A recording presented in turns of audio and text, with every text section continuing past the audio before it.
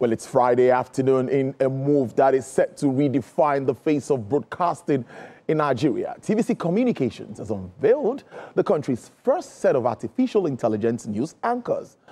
The media company made this known in a press release on Wednesday night. This groundbreaking innovation, spearheaded by its flagship brand TVC News, introduces AI-driven bulletins in English, Yoruba, Hausa, Igbo, and Pidgin. The move positions TVC Communications at the forefront of tech-driven journalism in Africa, as it aims to bridge linguistic gaps across Nigeria's diverse population of over 240 million people. According to the management of TVC Communications, the development aligns with its strategic goal of expanding coverage and delivering news in languages familiar to its wide-range audience. It, however, noted that AI anchors were designed to complement the work of human journalists, not to replace them. Well, I have with me in the studio live Group Managing Director, Chief Executive Officer, TVC Communications, Mrs. Victoria Ajayi, to shed more light on this. Good afternoon to you. It's good to have you here. Good afternoon, Kelly. Yeah, I think I should start with why AI anchors? Why not? So let's take it from there. Why not, really? I attended quite a lot of sessions earlier this year. You know, at the start of the year, you have a lot of outlook sessions, industry sessions, and there was a recurring theme: artificial intelligence. They kept saying this is one thing CEOs must not ignore. True. And, you know, that got me thinking, and I thought, how do we implement this in our industry? We talk a lot about it, and a lot of people are used to, you know, generative AI and ChatGPT, and that's what people know. Yeah. And it got me thinking, and I said to myself, you know what, I'm going to learn more about how we can apply it in the sector. And so, as you know, one of the cultural pillars for TVC is BICE. And one of the cultural pillars of BICE is innovation. And we already have an innovation committee. And so with the brilliant minds on the innovation think tank, we decided, you know, let's do some research. Let's look at how we can implement this, coupled with my knowledge of AI from some sessions, specific sessions I've attended. We decided it was a project we wanted to take on. So we did a lot of research, and it is a learning curve for us at TVC, but it's a very interesting one. And so we thought this is the first of many AI tools we will be implementing. But this one particularly everyone got excited about, and we thought many advantages. Let's just do it. And so we went for it. Well, but how do you guarantee the credibility of news delivered by AI anchors?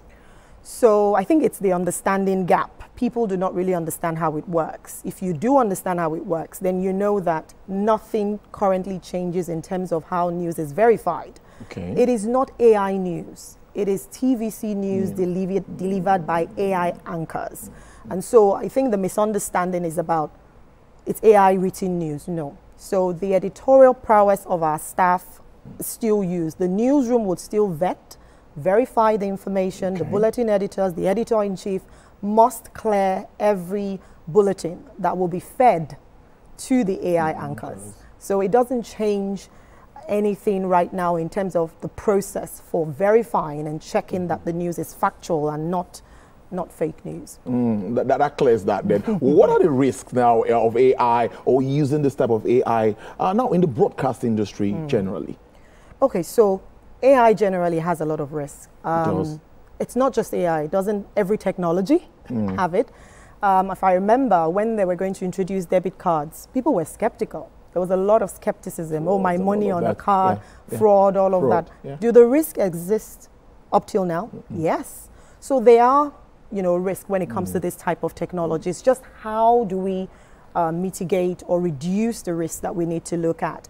And risk from things like deepfakes. We know the preponderance of deepfakes right now. You as a live, real anchor, your image has already been used. Many of our anchors are being used. So if you as a real anchor, it's already been used, and, you know, a deepfake is being created of you, how much more with an AI anchor? So although an AI anchor makes it difficult because you're taking something AI has done and you're trying to recreate it again. So it's easier for me to create a deepfake of you than for me to take the one that has already been done by AI and try to recreate it. So we even mitigated some risks already. But there are many other things that we can do because aside deep fakes, you may be asking yourself, how do we know what is real? Because ours were done very, very well. But if you don't look closely, you're wondering, is that the real anchor or not? Because we decided to go down a different path to also reduce risk. We didn't want to use anchors that were generic, because right now you can just find anybody, pick anybody online from the various AI platforms and just use them as an AI anchor. But we were cautious of copyright risk, because I can choose to use any image right now, and then a few years down the line or few months down the line, we get a letter from someone saying, you've just used my image wrongly. Why did you use, I'm suing you for using my image and all of that. So we chose to use people who volunteered, who were willing and wanted to use their own faces as AI anchors, our own in-house anchors that people already knew, and our own faces. So it mitigates that risk already. So there are various risks like that. Another risk could be, how do you know that this is news that was generated by TVC's AI anchors? Okay. So we've decided as well, because when we did our research, we checked for all possible risks that could occur with this. And what we've decided is anytime we are putting out AI bulletins with our AI anchors, you will see there that is AI. So you can distinguish that bulletin from that of the real one, because at the top it's been watermarked as AI. You have to be responsible when it comes to broadcasting. You must be able to tell people straight away. So some people are looking at it, and we've got feedback, and they have said, it looks so real, we can't tell, you know, if it is this person or not. But we tell them, look, it does show there that this is AI. And so, you know, we've put certain things in place already. But very specifically, apart from these generic things we've done, which we expect any responsible company to do, we at TVC News have decided, you know what, since we're pioneering this, we're putting together an AI policy document that will not just suit us, but suit the industry. So once it's fully developed and ready, we will be sharing this with the regulator and the rest of the broadcast industry to adopt if they want to. You know, the sky is big enough for everybody. We expect that others will jump on this. And so we already have a policy that people can build on and work with for the sector.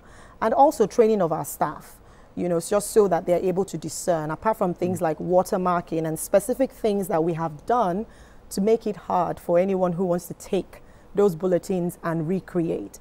But, you know, our people are quite perceptive. If you see perhaps any of our bulletins, the ones we've done in the various languages anywhere else, you would immediately want to go, why is it on that platform and not on the TVC News' original platform? So already you can discern to say, okay, is it, why doesn't it have the TVC News' logo? Why doesn't it show AI? Another thing that we're quite cautious about is ensuring when they are introduced as AI anchors. They are not. So already you can tell if it's real, or if it's a real person, or if it's an AI anchor. So we have put a lot of things in place, because those risks are being thought about as we go along. But like I said, it's a learning curve. We're still on that journey, and we'll continue to learn about it. We don't know it all. TVC News first, as always. Now, what really can we highlight some of the benefits of this new technology? Well, there are lots of benefits, but I'll start with the easy ones. Speed. So you're a male anchor, perhaps you don't need makeup and things like that. But if news is breaking, you know, news is one that, news does not sleep. We are the ones, humans, that sleep. When it breaks, it breaks. And so there are instances where we need to get news out very, very quickly, and you don't need the anchor to come into the studio, get dressed, get the script, to do this, do that, where we can feed it. We already know the news that's breaking. Feed it to the AI anchor, and they deliver it very, very quickly. So speed is one thing. But aside speed, we look at even safety of our anchors. So when I say safety, it's not about being in the place. I'm talking about when the pandemic, because I began to, when I was reading, I saw that, I realized this commonality with AI anchors started during COVID, where a lot of people had to be separated and, you know, be on lockdown. And it can happen again. There could even be a mini, not a pandemic, maybe an epidemic or something where you just have to be separated from Or it could even be a dangerous situation where you can get the information, you can get the news, but you don't want to put the lives of our anchors at risk. You can feed it to the AI anchor to deliver that news. The fact is people want that information and they want it immediately. And so safety is one thing, speed is another thing.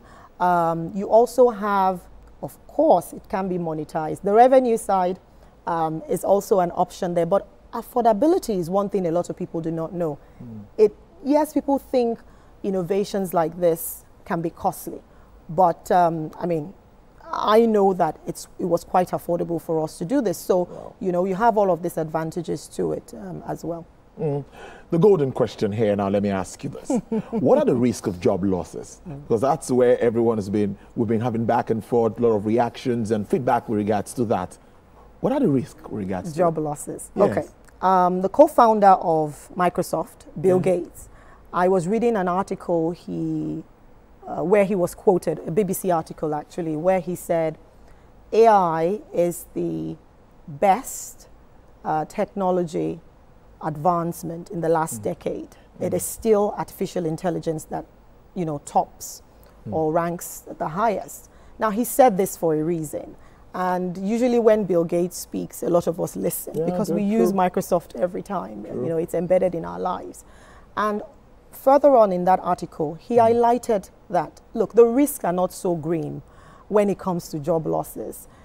Even though he's been quoted to say it would take over, a lot of jobs. I am of the opinion of the school of thought, that AI and any technology and humans are meant to coexist. A new technology doesn't come and just completely wipe away humans. Who is going to operate that technology? Humans. Remember I kept saying fed to the AI anchors. Someone is going to feed the AI anchors the script.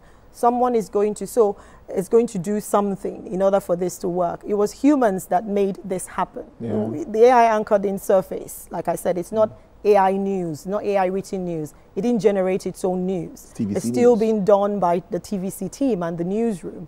So it's meant to coexist. And I will say this again, AI isn't just going to take anyone's job just like that. It is humans who learn and who are behind, who get behind the technology that would easily replace those who do not learn it. So the humans who are learning AI and get involved in AI are the ones who will be at a better advantage and may likely take the jobs of those who aren't using AI at all. It's a good place to leave it. I must thank you so much, Group Managing Director, Chief Executive Officer, TVC Communications, Mrs. Victoria Ajayi. Thank you so much for joining us on Business Nigeria. My pleasure. Thank you. Enjoy your weekend. Thank you. All right then. We'll take a break.